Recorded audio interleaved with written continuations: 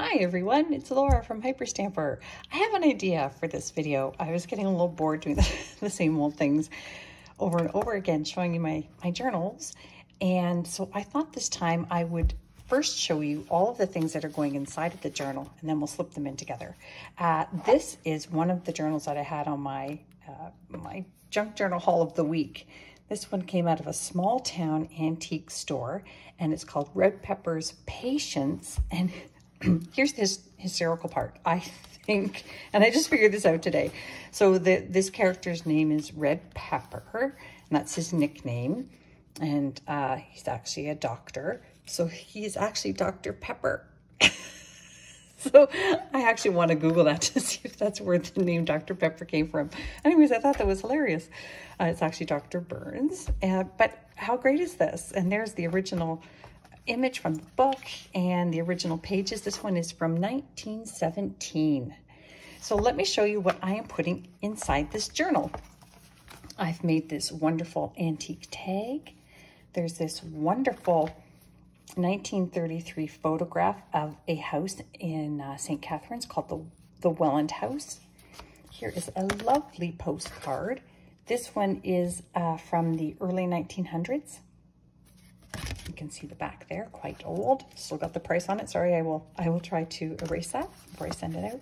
This came from the Lincoln souvenir book from the Lincoln Memorial in the 1950s. It's got some wonderful images there and facts, historical facts.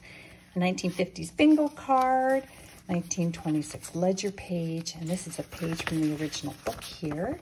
It's just a nice blank page on this side, so I put it back in. Isn't that great? So lots of journaling spots there.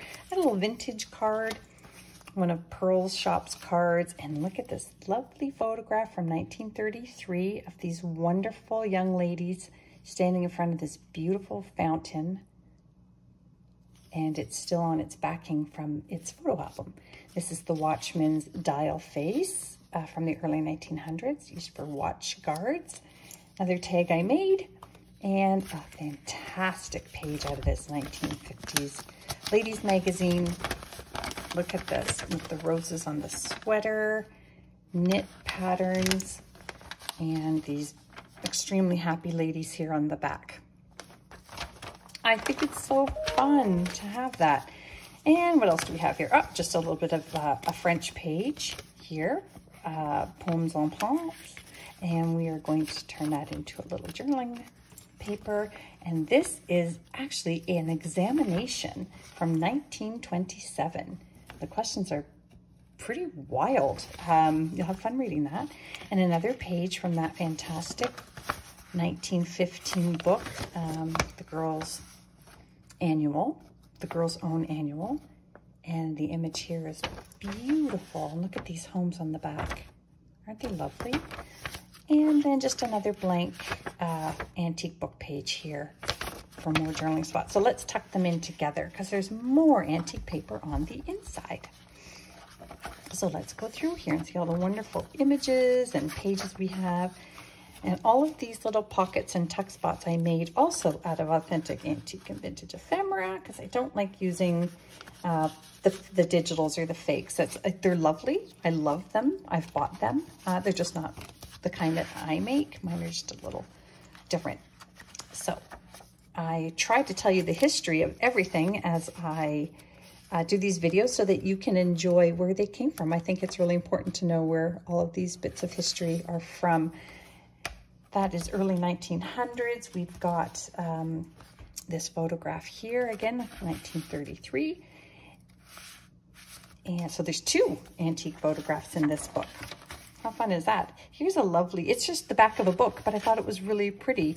And I believe that translates to baby girl. I'm not sure. Yes, I am sure it translates to baby girl. This is a piece of that vintage upholstery fabric I've been putting in my journals this week, and just covered up some text there from this 1945 dictionary page. I love these little tiny markings here, like this one that tells you the bookstore it came from. I just think those are so fun. I leave them in whenever possible. And that comes from that 1950s Polish embroidery book. And this is one of the plates in there that I'm using them all up this week and they're just stunning, but you can also journal in there. My goodness, you could actually frame that. It's so pretty. And just a book from Shane New. That's the translator's page. And, oh, the page I from the 1945 dictionary, and that's from the American Garden here. Tulips and box bushes and a walled garden. Lovely. And just some tea-dyed pages. They're the only ones that aren't authentic antique or vintage books because I want you to have lots of journaling space. Sometimes if the old pages have a lot of type or images, and so I want to make sure you have lots of extra space. And you can also tuck your own things in here. There's gobs of space. Gobs, I say. Okay, and of course, you know I make all my nice little clusters out of antique paper, and whenever I can, I surprise you with these little spots that you can do extra journaling on. And lovely little children's page about chrysalis butterflies. And this is that wonderful 1938 almanac page from the Paris, France almanac here. Isn't that wonderful? And again, I'm going to say it again, you can, when you order a journal, you can ask for a specific date that's meaningful to you, and I'll add it because I have every day of the year in my collection. Let's put in here this blank page, the red peppers double page there. Look at that wonderful image from 1938. Oh my gosh, so much fun. And this is a little pocket I made out of a book that's almost 92 years old. The Universe of Knowledge, which I think is wonderful. And there's one of Pearl's receipts. I am really getting low on those. I only have these left, I believe. So they've gone a long way, and I'm very appreciative to Pearl and her shop for gifting me those. Some wonderful vintage stamps. Those are Australian, those ones. I don't have a lot of them. A little hand stamping here, and I put a little 1930s music sheet on there. And let's put in here, let's see, how about we put this little dial in there, and in here I have, this is from an early 1900s English garden book, and this is from a 1920s scrapbook, a student's scrapbook, and it's so brittle that all I could do was just slip it in. I can't do any folds or anything with it because it's very brittle, but it lives here now. Pretty little image of a fairy, girl dressed like a fairy, and a 1950s Theater Arts magazine, and this one is Fred Astaire from Blue Skies. How awesome is that? And I'm guessing that some people are going to say, who's Fred Astaire? And then I'll be depressed. 1926 student's workbook, ledger page. And let's just put this lovely photograph in here. I made this out of antique book pages as well. And let's do another one here. Put a nice little, that French envelope page in there.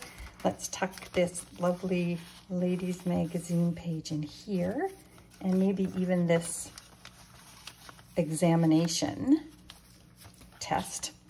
1921 music sheet. And this is a beautiful book jacket that I found, and I wanted to make it into pockets. So I'll put that 1915 Girls Annual page in there, and another blank page in there. And there you go. If you like what you see, please go to etsy.com/shop/hyperstamper with a capital H. And don't forget to subscribe so you can see these before they hit Etsy. See you soon.